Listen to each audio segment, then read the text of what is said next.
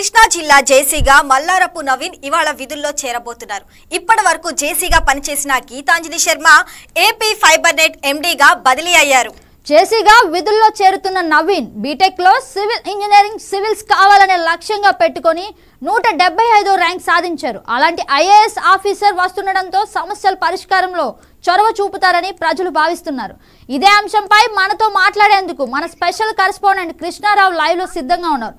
కృష్ణారావు, చెప్పండి, జేసీ మల్లారపు నవీన్ నేపథ్యం ఏంటి? ఆయన గతంలో ఎక్కడ పనిచేశారు?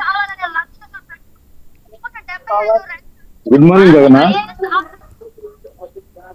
కూటమి ప్రభుత్వం అధికారంలోకి వచ్చాక యువ అధికారుల కోసం అన్వేషిస్తోంది. రాష్ట్రంలో అభివృద్ధిని పరుగులు పెట్టించడం కోసం, అందుకు అవసరమైనటువంటి ఉద్యోగులు అధికారుల కోసం అన్వేషిస్తుంది. దానిలో భాగంగానే ఎంతో మంది యువతకు ఉన్నత అధికారాలు దక్కుతున్నాయి. దానికి తగ్గట్టుగానే కృష్ణా జిల్లాకు ఈ రోజు జాయింట్ కలెక్టర్ గా మల్లారపు నవీన్ రాబోతున్నారు. ఆయన ఈ రోజు ఉదయం బాధ్యతలు స్వీకరించబోతున్నారు. ఈయన ఆంధ్రప్రదేశ్ చెందిన వ్యక్తి. ఈయన చదువు తిరుపతి శ్రీ వెంకటేశ్వర ఇంజనీరింగ్ కాలేజీలో సివిల్స్ చేశారు. సివిల్స్ చేసి ఈయన ఐఏఎస్ అయ్యారు. ఐఏఎస్ లో 75వ ర్యాంకు సాధించారు. సివిల్స్ లో 75వ ర్యాంకు సాధించి కలెక్టర్ గా ఈయన బాధ్యతలు స్వీకరించారు. ఐఏఎస్ అయ్యాను. ఐఏఎస్ అయిన తర్వాత ఫస్ట్ పెనుగొండ సబ్ కలెక్టర్ గా పనిచేశారు. తర్వాత శ్రీకాకుళం జాయింట్ కలెక్టర్ గా కొంతకాలం పనిచేశారు. ప్రస్తుతం ఏపీసీఆర్డీఏలో స్పెషల్ కమిషనర్ గా పనిచేస్తూ ఇప్పుడు బదిలీపై కృష్ణా జిల్లా జాయింట్ కలెక్టర్ గా కృష్ణా జిల్లాకు వస్తున్నారు. జగన్. కృష్ణారావు, ఇక జిల్లాలో ప్రధాన సమస్యలేంటి? ముఖ్యంగా పోర్టు నిర్మాణ దశలో ఉందని కూడా తెలుస్తుంది. దాని అప్డేట్స్ ఏంటి? పోర్టు మచిలీపట్నం పోర్టు ఇంతకు ముందు ఎప్పటి నుంచో అది పెండింగ్ లో ఉంది. ఇప్పుడు కూటమి వచ్చిన తర్వాత పనులు వేగవంతమైనాయి. దానికి సంబంధించిన నిధులు విడుదల కానీ పనులు కానీ స్పీడ్ గా జరుగుతున్నాయి. దీని మీద జిల్లా మంత్రి కొల్లు రవీంద్ర ప్రత్యేక దృష్టి సారించి పోర్టు నిర్మాణానికి అవసరమైనటువంటి అన్ని పనులు కూడా వేగవంతం చేయడానికి ఆ కన్సల్టెన్సీ వాళ్ళందరినీ కూడా చేయడం జరిగింది. దీనికి సంబంధించిన నిధులు కూడా సమకూర్చడంతో పనులు పెండింగ్ లేకుండా ముందుకు సాగుతున్నాయి.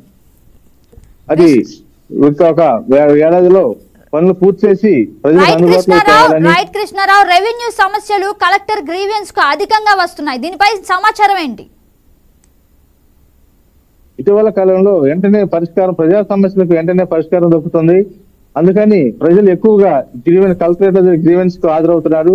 గ్రీవెన్స్ కు హాజరై వారి సమస్యలు చెప్పుకొని ఆ సమస్య పరిష్కారం కోసం చూస్తున్నారు. దాంట్లో అయితే ఈ జాయింట్ కలెక్టర్ ఈ రోజు బాధ్యతలు స్వీకరిస్తున్నారు. ఈయన ఎక్కువగా దృష్టి పెట్టాల్సిన అంశాలు రైతాంగ సమస్యల మీద ఉన్నాయి. రైతాంగం యూరియా కోసం ఇబ్బంది పడ్డారు ఇప్పుడు వరకు. అయితే ఇప్పుడు ఆ సమస్య కొద్దిగా సద్దుమణిగింది. అయితే వచ్చే నెలలో ప్యాడీ ధాన్యం మార్కెట్కి రాబోతుంది.